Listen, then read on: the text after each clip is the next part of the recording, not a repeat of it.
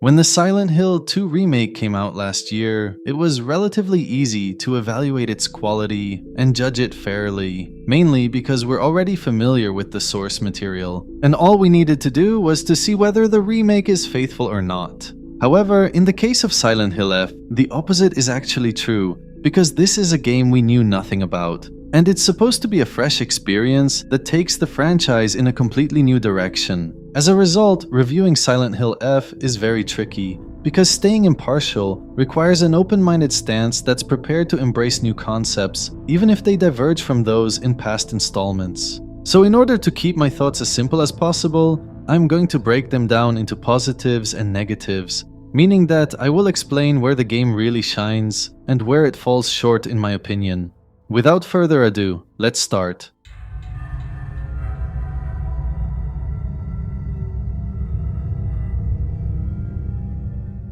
If there's one opinion about the game that I can say with total confidence, without any hesitation, it has to be that the visuals and atmosphere are absolutely gorgeous and terrifying simultaneously. Objectively, this is the best looking Silent Hill game ever made, and I only came to this conclusion after exploring the environment meticulously to see how it actually reflects the Japanese architecture and rural culture. The game's world is semi-open, and considering that traditional Japanese towns tend to be very narrow and extremely cramped, you can actually see so many details while walking around due to how the entire town seems small yet sophisticated.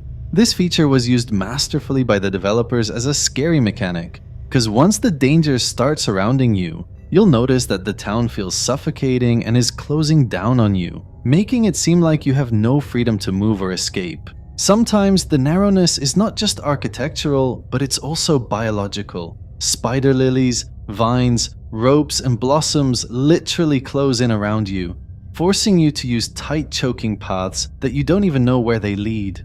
These narrow sections often represent transitions between bigger areas or safe zones, but because of how tight they are, you cannot easily use them when something is chasing you.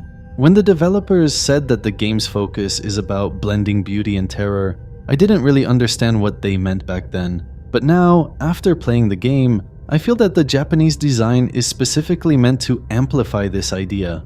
At first glance, the place seems incredibly peaceful and simple, because even in real life, rural towns like this are genuinely the most isolated and the least busy. They have fewer people and less traffic, and in their normal state, you don't hear constant machinery or city noise, making any heavy sound around you seem like an anomaly. This is a far cry from the usual concept in the previous games, because the American Silent Hill was always meant to highlight the modern industrial side in the country, including rusted factories, diners, motels, and hospitals. But the catch is that all these structures are suffering from decay and decline. In Silent Hill F, it's basically the contrary, because the environment is mostly silent by default, and there wasn't much going on even before your journey, leading you to have fewer expectations about what possibly can go wrong.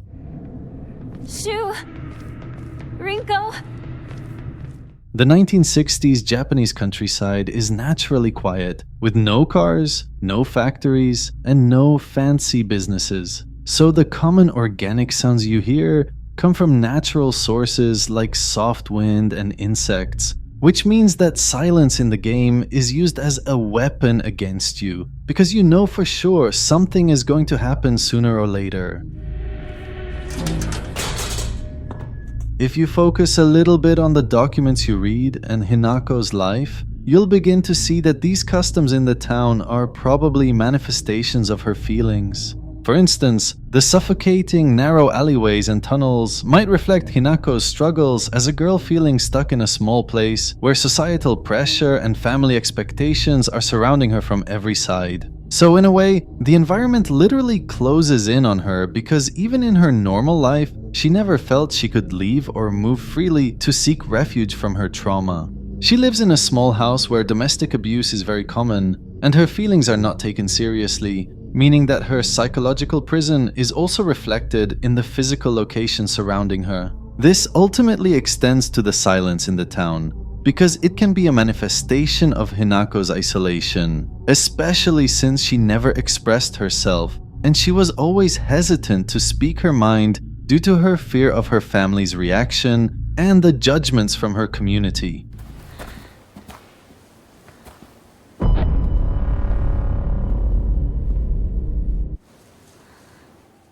With that being said, now that I've given you an idea about the amazing elements in the environment and atmosphere, it's time to talk about the cherry on the cake, which is none other than the fog.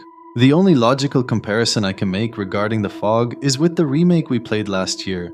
But if I'm being honest, the fog here somehow goes even further and blends like a charm with the town.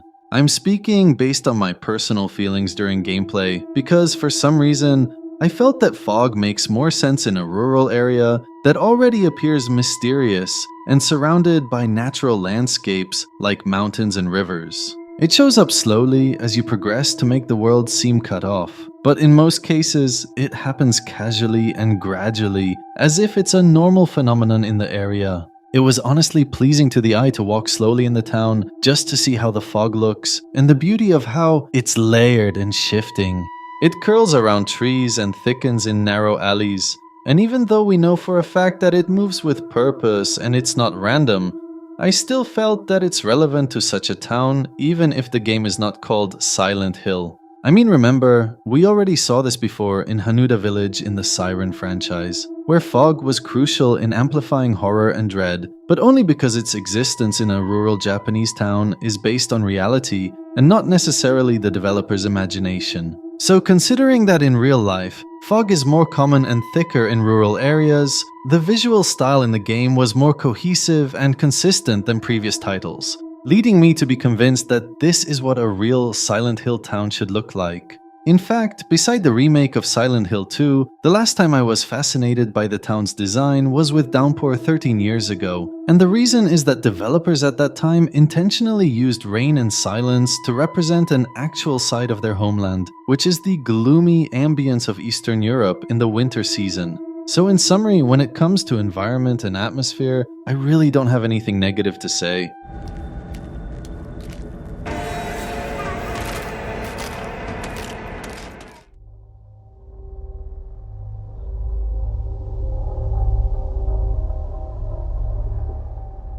After speaking about my favorite elements in the game, I think it's time to talk about what really left a bad taste in my mouth. And I'm pretty sure most players felt the same, especially since we all saw it coming even before the game's release. The reason my impressions are mixed about this is because the enemies are actually brilliant, and I loved every one of them.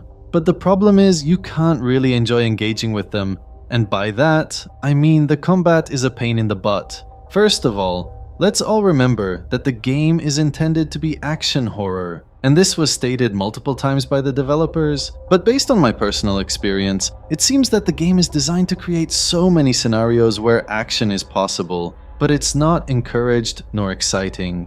In most cases, the frustrating dynamic of combat will push you to run away and evade confrontations, even though fighting the monsters would have been so enjoyable if the mechanics were more convenient. For example, this monster is called Kashimashi, and she's a horrifying marionette that serves as one of the most common enemies in the town. She has a gruesome appearance and a symbolic meaning related to Hinako's trauma, but what makes her a constant source of terror is that she patrols the alleyways in the town randomly, and she can show up suddenly from nowhere.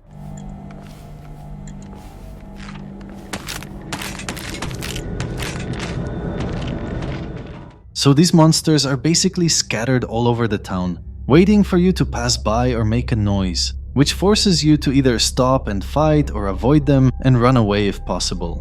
This type of scenario clearly shows that developers wanted action to be a huge part of gameplay, but what pisses me off is that the fighting itself is not appealing, and it makes me feel that these encounters become useless over time. Despite the fact that there are various mechanics and sophisticated combos, I wasn't very compelled to rely on them because regardless of how diverse they are, the animations remain stiff and imprecise. Focusing on stamina, weapon durability, and health was painful enough to push me away and evade confrontation. I didn't have a problem with having so many enemies on my way, and it's not hard to defeat them, but my biggest complaint is that combat is too sluggish and feels like a chore. You traitor!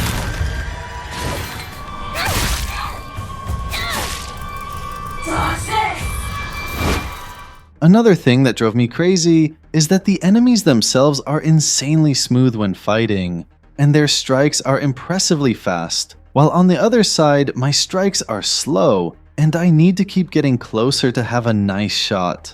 This is bizarre, because if the developers had equipped the protagonist with the same fluid, dynamic animations that they implemented on the enemies, combat would have felt perfectly balanced and a total blast. Even though many players hate that the gameplay seems to be action-oriented, I really don't think that's the problem, but rather the disappointing experience when engaging with such remarkable enemies.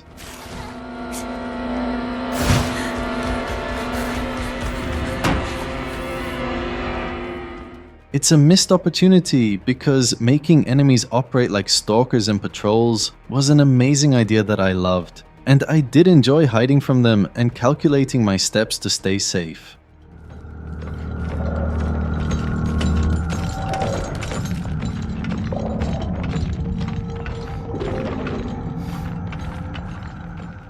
Their sounds when they get closer are extremely scary, and sometimes you can hear them without seeing them, which is very suitable for psychological horror.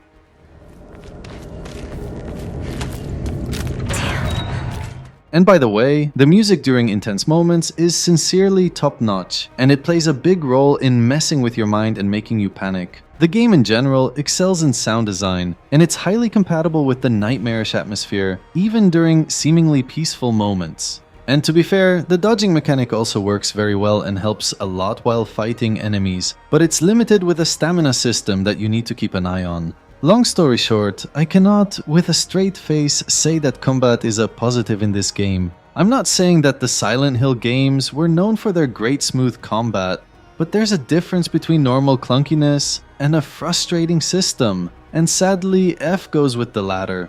If we had the same mechanics we had last year in the remake, the whole experience would have been infinitely better for me. And to be honest, I didn't enjoy the idea of melee being the only option. Although we're talking about 1960s Japan, video game logic still exists, and some guns would be very helpful with such amazing monsters. It's also worth mentioning that I don't know whether glitches are general or not, but I had this encounter in which the monster stood there motionless, and I was able to move freely and beat him with no response.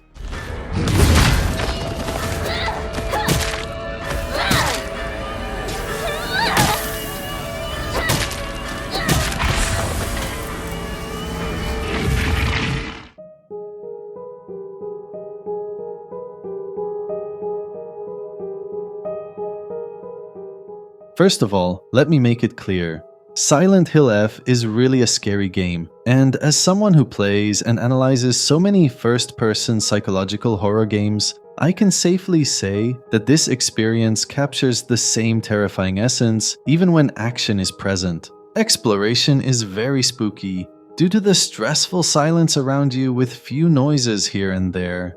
And the places you come across are impressively well designed to show a genuine Japanese style that blends real normal life with subtle disturbances. But generally, Silent Hill games were always known to rely heavily on a sophisticated story to scare you as much as to intrigue and push you to remain curious. Now to be fair, Silent Hill F has a disadvantage here, because the developers were supposed to come up with something new, and they didn't have the luxury of using the fascinating lore of Silent Hill Town. The story centers around Hinako Shimizu, a quiet high school girl living in a traditional Japanese town during the 1960s. Her family is dysfunctional, and her life is marked by emotional and physical abuse from her parents, pressure from society, and isolation from her peers due to bullying and her own introverted nature. Hinako, has anyone ever told you that when you talk to Shu, you sound kinda manly?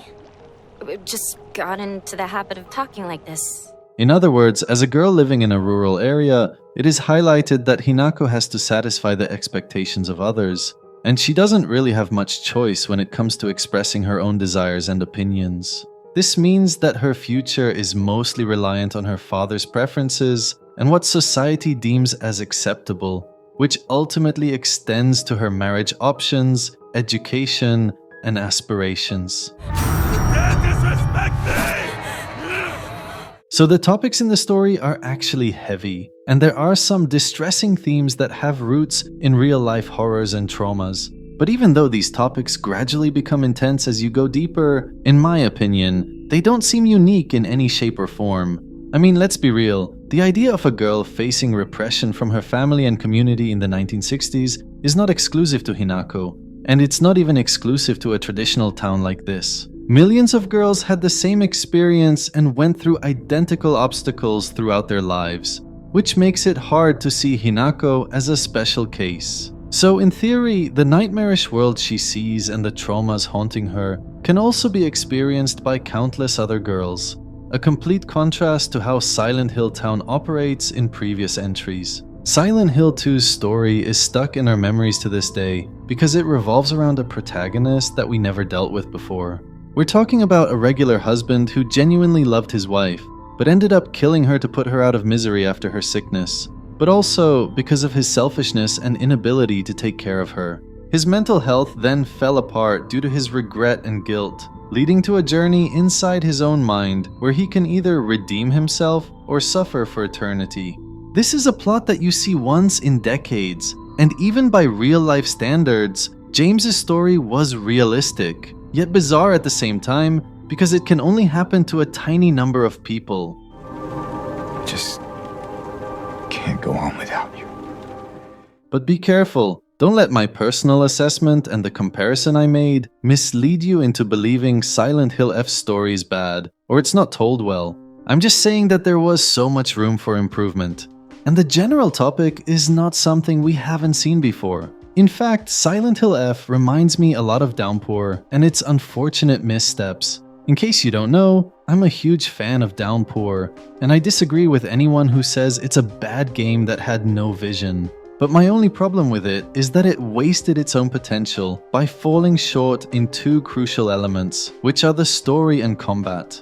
Downpour's story was heavy, and it follows a father who lost his beloved son after he got killed by a twisted man known for targeting children, and I think you understand what I mean. Subsequently, the protagonist, Murphy, goes to jail willingly in order to seek revenge from his son's killer, but ends up stranded in Silent Hill Town, where he is haunted by miserable memories involving his toxic marriage, his inability to save his son, and his deal with a corrupt officer that led to a tragedy. On paper, all these elements sound intriguing, but the disappointing execution made the story seem generic and lacking profoundness, which is why it was easily forgettable. That's far enough. Get your ass down on the ground now. The other mistake is that Downpour was designed to be action-oriented, and there are so many encounters across your playthrough, but simultaneously, the combat was strangely terrible and frustrates you no matter how much you tolerate it. The weapon's durability made no sense. The precision was all over the place, and aiming with guns was automatic, and you have no real control over it.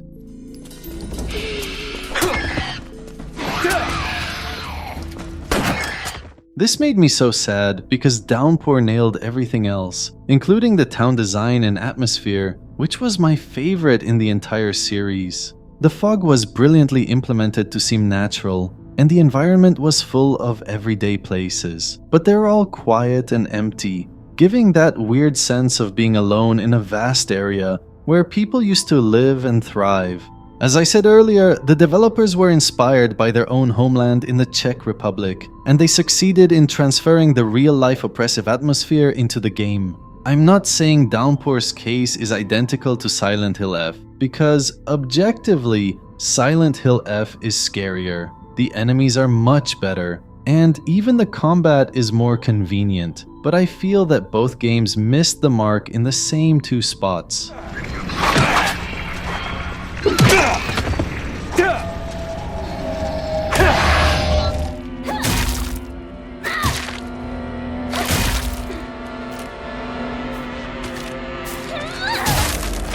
In terms of puzzles, Silent Hill F does offer a diverse range of riddles that made me scratch my head sometimes. For instance, in this section where I had to figure out which scarecrow matches the clue I was given, I spent a lot of time fighting the wrong ones before realizing that I needed to choose the girl that has a similar hairstyle to Hinako. It was tricky, because this is such a specific detail, And it's not easy to focus on it when all the scarecrows have similar appearances, but I did feel proud after solving it. You should also remember that puzzles in story mode don't have the same solutions as in the hard mode, which opens room for replayability and testing your thinking skills more than once. So in summary guys, it's really hard for me to judge Silent Hill F and put it in one box by arguing whether it's bad or good. As a horror game, it actually nails the most important elements I care about, which are the atmosphere, environment, and enemies. But when developers decided to put action in the spotlight,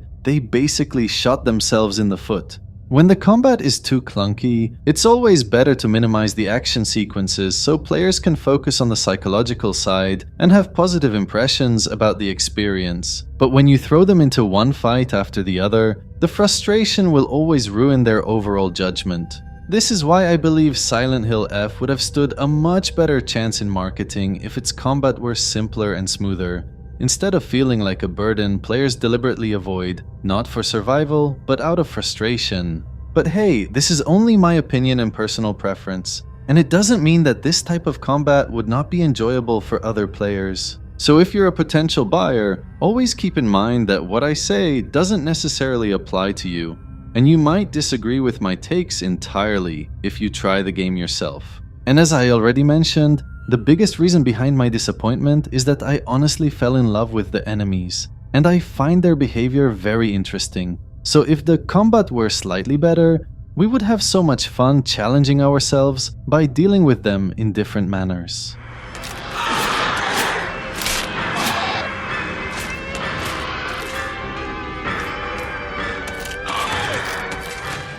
Anyway, I think I said what I need to say for now, because I'm still planning on making videos explaining the story thoroughly, and the lore behind monsters, and the clues we find. I will probably play the game multiple times with both the keyboard and controller, to see how the two experiences differ throughout the journey. In case you're not familiar with my style, mouse and keyboard are actually my preferred devices for such experiences, since PC became my primary tool for gaming many years ago. Once you get used to it and master it, going back to controllers really causes your brain to glitch. And to be fair, aside from combat, the game's controls and fluidity are well crafted, and I never felt like I was struggling with anything. The camera view is precise, Hinako moves as she should, and running away from enemies in narrow alleyways was exciting because you know that you have great control over Hinako when she turns around. Now, if you want me to give you a final conclusion about Silent Hill F, I would say that it's genuinely a good horror game, but enjoying it literally depends on each person's perspective. The visuals, the atmosphere, the exploration, and the story are enough to satisfy horror fans, while the combat might push away those who prefer balanced gameplay with reasonable action.